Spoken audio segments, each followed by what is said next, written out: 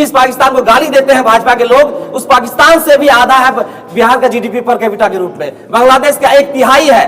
अगर भाजपा के लोग कहते हैं कि तुम पाकिस्तान चले जाओ, यहाँ पसंद नहीं है, तो आपने बिहार को रहने लायक कहाँ छोड़ा है? आप 20 साल से सरकार में है, चाहे तेजस्वी यादव हो, चाहे नीतीश कुमार हो, चाहे भाजपा के लोग हो, सभी लोगों ने बारी बारी से सत्ता का सुख लूटा है और सिर्फ सुख ही लूटा है, कोई काम नहीं किया है।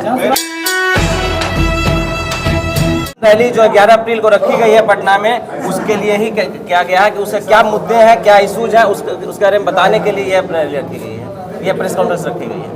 इस परिवर्तन रैली से बिहार को कितना प्रभाव पड़ेगा? इस परिवर्तन रैली से बिहार की जो एग्जिस्टिंग पुरानी पार्टियां हैं उन पर दबाव बनेगा।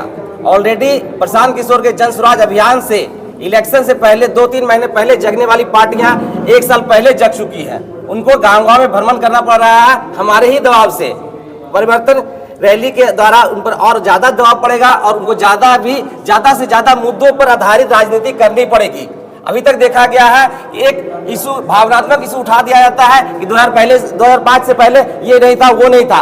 2005 से पहले इतिहास बन चुका है। 2005 से 25 तक नीतीश सरकार ने क्या क्या किया है और क्या क्या नहीं किया है। आज स्थिति यह है कि बिहार की पर कैपिटा जीडीपी पाकिस्तान की पर कैपिटा जीडीपी से आधी है।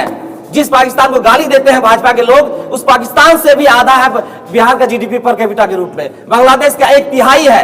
अगर भाजपा के लोग कहते हैं कि तुम पाकिस्तान चले जाओ, यहाँ पसंद नहीं है, तो आपने बिहार को रहने लायक कहाँ छोड़ा है? आप 20 साल से सरकार में है, चाहे तेजस्वी यादव हो, चाहे नीतीश कुमार हो, चाहे भाजपा के लोग हो, सभी लोगों ने बारी बारी से सत्ता का सुख लूटा है और सिर्फ सुख ही लूटा है, कोई काम नहीं किया है। बिहार के कितने आपको बिहार से बढ़िया पाकिस्तान लग रहा है?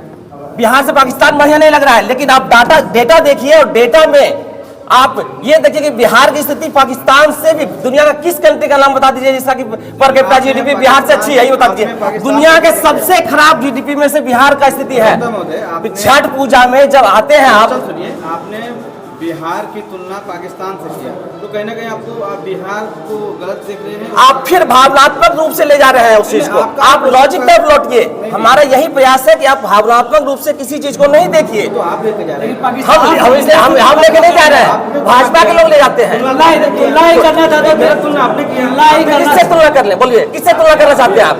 हम उड़ीसा से तुलना करते हैं। उड़ीसा जिस समय नवीन पटनायक सरकार में आए थे, उसमें उड़ीसा सेकंड लास्ट नंबर था और आज वो पीछे से 9 नंबर पर चला गया, 7 पायदान ऊपर चला गया 20 से 25 साल के नवीन पटनायक के सरकार के बाद। उसके बावजूद भी उनकी सरकार गिरा दी गई और नीतीश कुमार लास्ट रह गए हैं।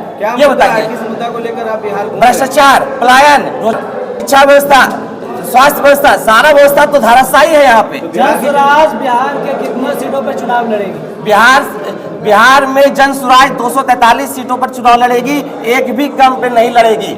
यह सत्ता परिवर्तन का अभियान नहीं है कि एक कुर्सी पे एक आदमी बैठ रहा है, उसको हटा के दूसरे आदमी बैठना है। ये व्यवस्था परिवर्तन का अभियान है।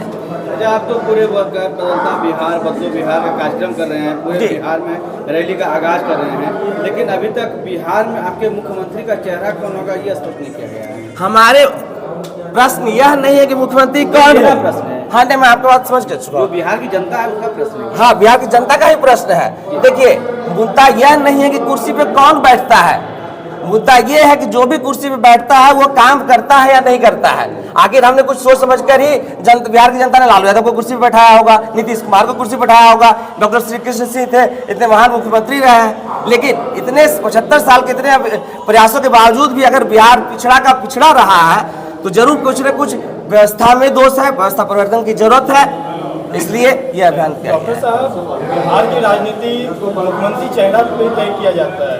देखिए, आपका जो मुख्यमंत्री है उसका चेहरा तय नहीं हो पाया। देखिए, जन स्वराज का यह प्रयास हमेशा से है कि हम भावनात्मक मुद्दों से उठकर लॉजिक पे आए, रीजनिंग पे आए और एक सोच पे आए। क्योंकि आप अगर किसी का चेहरा सामने ले आते हैं, मान लेते हैं कि हम आपको मुख्यमंत्री चेहरा बनाते हैं, कुछ लोग को हो सकता है आपको चेहरा बहुत पसंद आ जाए, चेहरा पे वोट दे दे।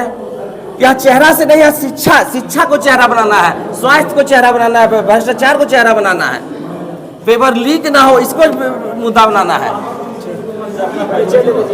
मेरा नाम डॉक्टर अरुण कुमार है, मैं जम्मू जिला से जन स्वराज का मीडिया प्रभारी।